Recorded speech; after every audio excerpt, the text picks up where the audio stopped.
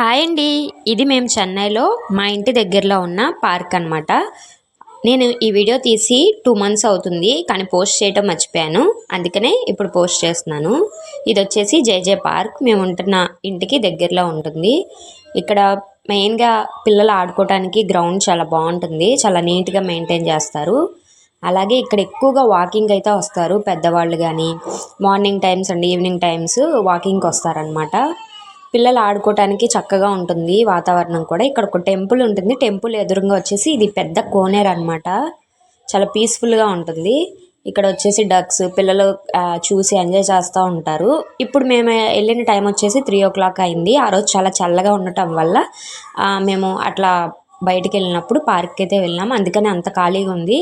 ఇంకా 5 నుంచి చాలా రష్గా వచ్చారనమాట.